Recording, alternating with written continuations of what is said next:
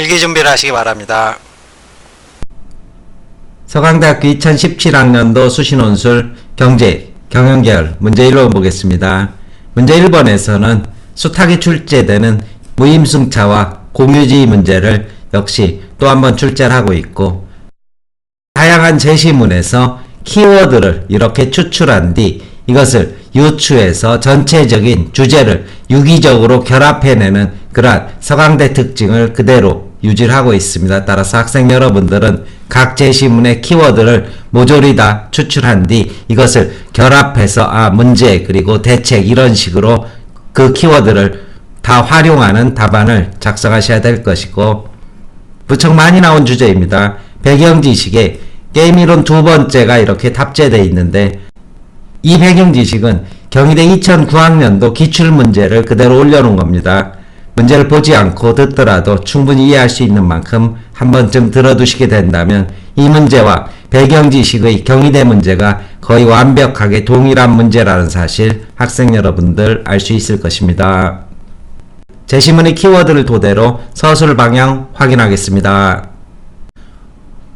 복잡하게 지시사항을 주고 있는데 사실 제시문의 키워드를 추출해서 이것을 토대로 문제점을 드러내고 다른 한 이론의 한계를 설명한 뒤 어떻게 극복할지 이런 내용을 서술하라 이렇게 압축할 수 있을 것이고, 먼저 제시문 가를 보게 된다면 이 재화의 특성을 표로 이렇게 정리해 볼 수 있을 것입니다. 경합성과 그리고 배제 가능성이라는 이러한 측면에서 봤을 때 환경과 근린공원은 경합성이 있고 배제 가능성이 없는 재화가 될 것이고, 가로수와 국방 서비스는 경합성과 배제 가능성이 모두 없는 그런 재화가 될 것인데, 이 부분을 조금만 나눠서 보게 된다면 가로수와 국방 서비스 그리고 지문에는 가로등이라고 되어 있는데 가로수나 가로등이나 마찬가지 맥락일 것이고, 따라서 이 재화의 경우 경합성이 없는 이런 재화의 경우 사람들은 무임승차의 그런 심리를 가지게 된다 이렇게 볼 수 있을 것입니다.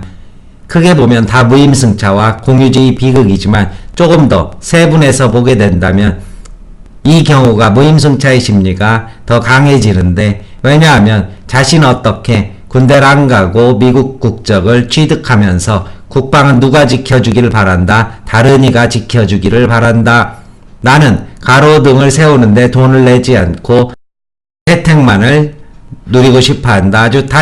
아주 단적으로 이 줄다리기 얘기도 많이 나오죠. 그래서 줄다리기를 할 때 자기는 힘을 쓰지 않고 적당히 줄에 손만 대고 있다가 우리 팀이 이겼을 때 상금을 함께 나눠 먹자는 심보 뭐 이런 것들이 무임승차가 될 것인데, 근데 그 생각을 나만 하느냐 모두 하면서 팀이 지게 되는 것, 이것이 사실 공유주의 비극으로 연결된다 볼 수 있을 것이고, 환경과 근린공원의 경우 경합성이 있는 만큼 보다 적극적인 이러한 재화의 소모가 일어나게 되는데, 동네 한가운데에 공원이 있는데 동네 사람들이 집에서 물을 쓰지 않고 이 공원에서 수돗물을 전부 다 받아다 쓴다면 자신이 이익이 될 것입니다. 이 공원의 수돗물의 비용은 n분의 1만 자기가 부담하고 자신은 전적인 이익을 누리는 만큼 확실하게 남는 그러한 장사가 될 것이고, 나아가서 주민들이 이런 공원에 있는 나무나 꽃을 한 그루씩 전부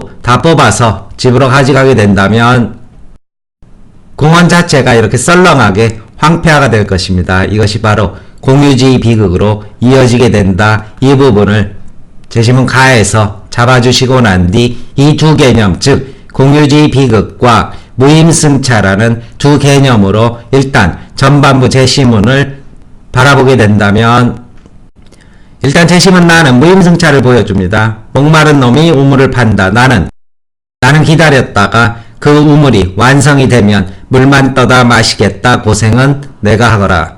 그리고 제시문 다에서는 공유주의 비극이 나타납니다. 바로 고래의 멸종 위기를 엿볼 수 있는데, 따라서 제시문 나는 어떻게 이쪽으로 연결되고 제시문 다는 이쪽으로 연결된다, 이러한 사실 확인할 수 있을 것이고, 이러한 맥락에서 역시 공중 화장실의 휴지는 당연히 이쪽에 해당하게 될 것입니다. 여기겠죠. 그리고 가로등은 이미 말씀드린 대로 이 가로수에 포함되는 만큼 무임승차, 공유주의 비극을 한 번 더 확인할 수 있을 것이고, 그렇다면 이 같은 일은 왜 일어나느냐? 바로 제시문 라에서 정부의 비대칭성이라는 이러한 개념을 주고 있습니다. 이 정부의 비대칭성은 내가 다른 일을 믿을 수 없다는 상호간의 신뢰의 결여입니다. 제가 어떤 일을 할지 내가 모르기 때문에 길거리에 과실나무가 있다면 동네 사람들이 이 과실나무가 다 익을 때까지, 과일이 익을 때까지 기다려줄 거라는 믿음이 있으면 동네 사람들은 다 익은 과일을 나눠 먹을 수 있겠지만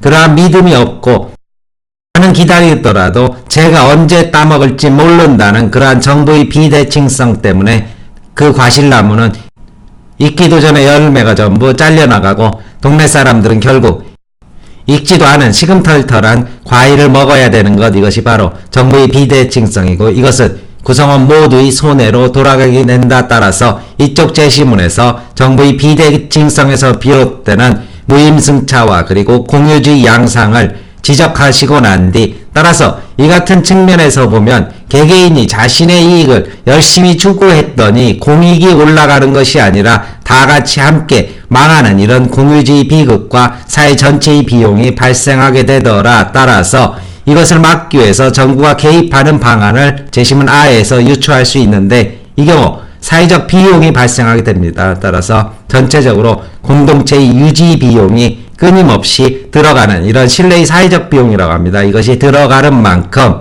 자에서처럼 구성원들이 자발적인 상호 신뢰로 공동체의 이익을 지키는 것이 가장 바람직하다. 이러한 서술을 1번에 대해서 해주시면 될 것입니다. 답안 정리해 보겠습니다. 대학 공개 답안입니다.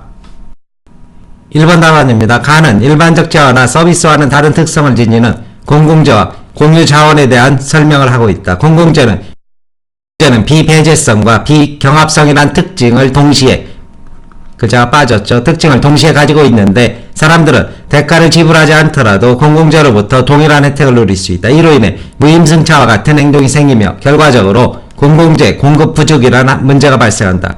반면 공유자원은 비배제성으로 인해 모든 구성원들이 공유주의 사용을 자유자재로 수 있지만 경합성으로 인해 한 사람이 공유주의를 사용하면 다른 사람의 공유지 사용이 제한된다. 이에 따라 공유자원을 남용하게 되는데 이를 공유주의 비극이라 부른다. 나아라 하는 공공재의 공급 부족 문제를 보여준다.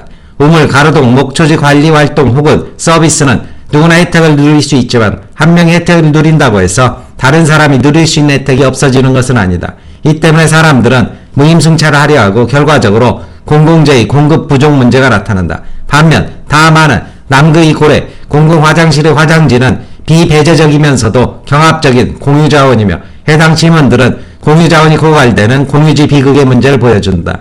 공유지 비극의 문제와 공공재 공급 부족 문제의 공통점은 사람들이 자신의 이익을 증진하기 위해 행동할 때 공익은 감소할 수 있고 이 결과 개개인의 후생은 더욱 나빠지게 되는 딜레마가 발생할 수 있다는 점이다. 이러한 사례는 사익 추구가 항상 공익을 증진시킨다는 사주장의 한계를 보여준다. 이러한 사익 추구의 한계로 나타난 문제를 해결하기 위한 방법으로 R을 통해서는 구성원의 무임승차로 인한 공공재의 공급 부족 문제는 정부의 직접 개입을 통해 해결하고 공유자원의 고갈을 불러오는 공유주의 비극 문제를 해결하기 위해서는 자아를 통해 민간 차원에서 자발적으로 접근할 수 있는 분위기를 조성하는 방향으로 접근할 수 있다. 1번에 대한 대학 측 답안입니다.